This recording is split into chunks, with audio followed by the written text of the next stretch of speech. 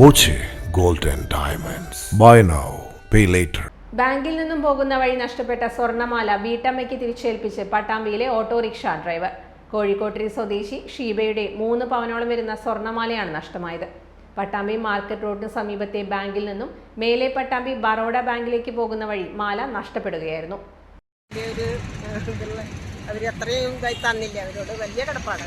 എങ്ങനെ പോയിട്ടുണ്ടാവുക?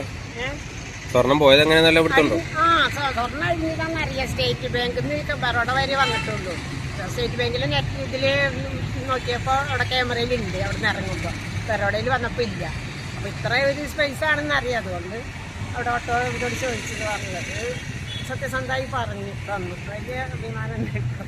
പോലീസ് സ്റ്റേഷന് മുന്നിലെ auto driver അബൂബക്കറിനാണ് റോഡരികിൽ നിന്ന് മാല ലഭിച്ചത്. പോലീസ് സ്റ്റേഷനിൽ നൽകുകയും ഉടമയെ കണ്ടെത്തുകയുമായിരുന്നു.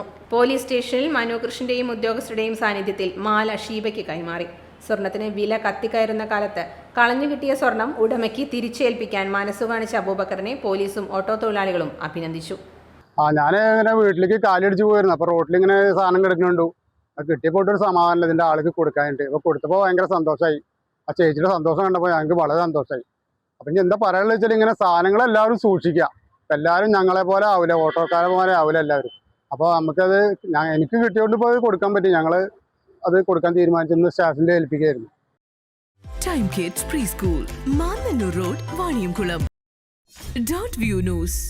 കാഴ്ചകളാണ് ലോകം, കണ്ടു തുടങ്ങുക.